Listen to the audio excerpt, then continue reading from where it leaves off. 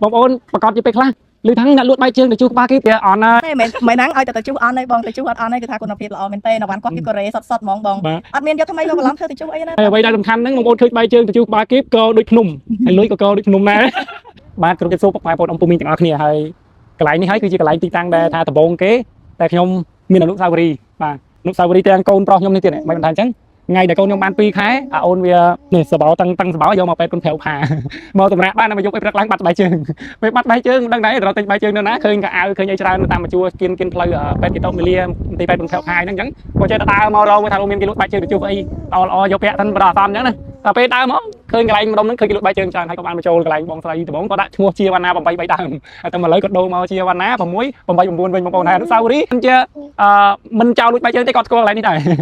ពេលអញ្ចឹងទៅមកដល់សំខាន់ជួបអ្នកលក់គាត់លឺខ្ញុំនិយាយគាត់ថាអីក៏ជន់គ្នាហ្មងជន់គ្នាដោយសារតែមានបងប្រុសម្នាក់2នាក់ដែរគាត់យកកូនអីមកពេទ្យនៅនឹងដែរចោលលួចបាយជើងគ្រប់ទាំងអស់គ្នាមកទិញទាំងអស់គ្នាទិញបន្តគ្នាអញ្ចឹងគាត់ថាបងប្អូននៅពេទ្យអីជើងយ៉ាត់បាយជើងហើយបើមិនជាបាត់បាយជើងមកទិញបាយជើងនៅកន្លែងនេះមកក៏បានដែរ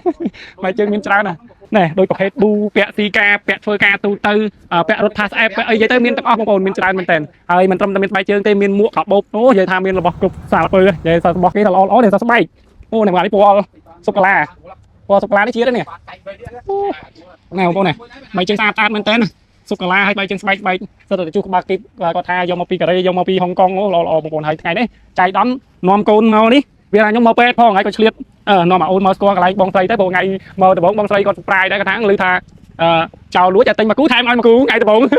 ចង់និយាយតាមពីថ្ងៃហ្នឹងមកទាក់ទាញធ្វើឲ្យខ្ញុំបានថាញូហ៎ថ្ងៃក្រោយឲ្យតែចង់បានរបស់ល្អជិះមករកកន្លែងបងស្រីហើយខ្ញុំដឹងត្រូវបងប្អូនទៅកន្លែងណាថតកន្លែងហ្នឹងបាទបាយជើងមានប៉ាតាអូនិយាយទៅមានច្រើនម៉ូតច្រើនម៉ាកហើយបាយជើងទាំងអស់នេះបាយជើងទៅជួសទេបងប្អូនបាយជើងទៅជួសទេហើយតម្លៃក៏សមរម្យមែនតើដល់បងប្អូនមកដល់ទីតាំងនេះបងប្អូនគាត់អ្ន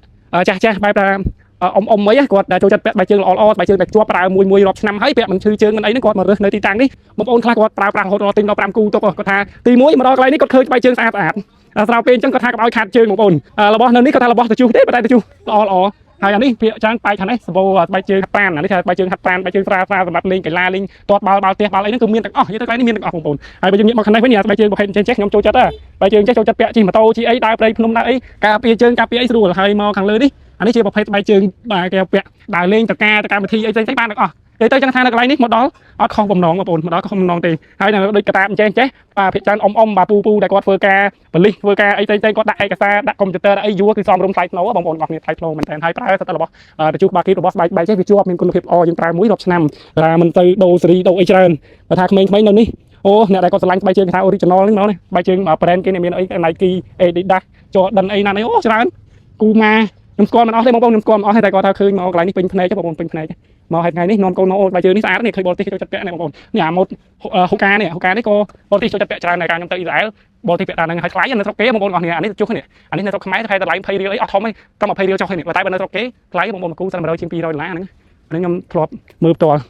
់ហើយនេះដើរលេងនៅកន្លែងបងស្រីមានអីច្រើនណាមកហើយនេះដើរលេងដើរមើលតិចបងប្អូនអីវ៉ាន់ច្រើនមុខមែនតើអូនេះខាងនេះមានស្បែកជើងសម្រែកអូដល់មានអីក្រោះខ្សែស្បែកជើងក៏មានអានេះបងប្អូនដែលគាត់ដាច់ខ្សែស្បែកជើងខ្សែអីក៏អាចមករកនៅទីតាំងនេះបានបងប្អូនសបោនិយាយទៅម្លុកហ្នឹងគឺសបោបងប្អូនគាត់យើងគាត់លក់បាយជើងជួបបាគីច្រើនហើយងាកមកខាងនេះវិញខាងនេះមានកវ៉ាត់កមានអីទៀតអូអានេះបងប្អូនយើងនេះអ្នករត់តុកការ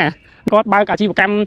បម្រើសេវាកម្មរត់តុកការអីអាចទិញបានដែរមានអានេះគេតុកកវ៉ាត់កនេះដែរហើយកវ៉ាត់កបែបនេះបើចាស់ក្មេងមានទាំងអស់កវ៉ាត់កក៏មានអូនេះបងប្អូនខ្មៅស្បែកជើងស្អាតនេះមើលមួយនេះចាំងមើលមួយបងប្អូនឲ្យស្អាតមែនតើណាស្បែកជើងបាទហើយនៅមើលមកខាងនេះទៀតអូអានេះស្បែកជើងសម្រាប់ប៉ូលីសទាហានអីនេះបងប្អូនពូដែលគាត់ពាក់ធ្វើសំណង់ធ្វើការអីកន្លែងណាដែលដែកគ្រោះថ្នាក់យើងពាក់ស្បែកជើងក្បាលដែកអញ្ចឹងយើងការពារជើងការពារអីដែរបងប្អូនរបស់គ្នាហើយស្បែកជើងមានទាំងអស់អូណានេះម៉ូតនេះស្អាតនេះមើលទៅជើងខ្ញុំនេះទៅជើងខ្ញុំយកម៉ូតនេះមួយទៅនេះស្អាតណាស់ពាក់ជិះម៉ូតូនេះធានាហ្មងនិយាយទៅកន្លែងមានទាំងអស់បងប្អូនអង្គពុំមីងទាំងអស់គ្នាបាទថ្ងៃនេះខ្ញុំបាទថាញូមកដល់ទីតាំងផ្ទាល់មកក៏ថតឲ្យបងប្អូនបានឃើញបានទស្សនាចាបងសុំសួរមួយចង់និយាយមកដល់កន្លែងបងស្រីទៅដែរបងប្អូនបងស្រីអ្នកលក់តែបាយជើងទៅជួក្បាលគីបនៅខាងផ្លូវនេះអីម្ដុំផ្លូវ88បងផ្លូវ88គឺថា ទីតាំងហាងនៅផ្លូវលេខ88ខាងជើងវត្តភ្នំ200 ម៉ែត្រនៅជាប់នឹងចំហៀងរបងបេតាហ៊ានព្រះហេតុមីលាហើយពេលដែលបងចេញពីវត្តភ្នំមកឃើញមានហាងមជូរ168អញ្ចឹងផ្លូវហ្នឹងយើងជិះពីវត្តភ្នំទៅមកមូលគួយកណ្ដុងអញ្ចឹងបងចេញពីវត្តភ្នំប្រហែលជា200 ម៉ែត្រមានផ្លូវបត់ស្ដាំទៅមាត់ទន្លេមួយបងចាខាងមុខផ្លូវហ្នឹងមានគេលក់បាយច្រើនអញ្ចឹងបងចូលមកក្នុងដល់ពាក់កណ្ដាលផ្លូវមានកៅកញ្ចុះច្រើនហើយឃើញមានដៅពោធំមួយហ្នឹងបងឡើងទួលមក10 ម៉ែត្រចាហាងនៅខាងស្ដាំដៃចុងក្រោយគេ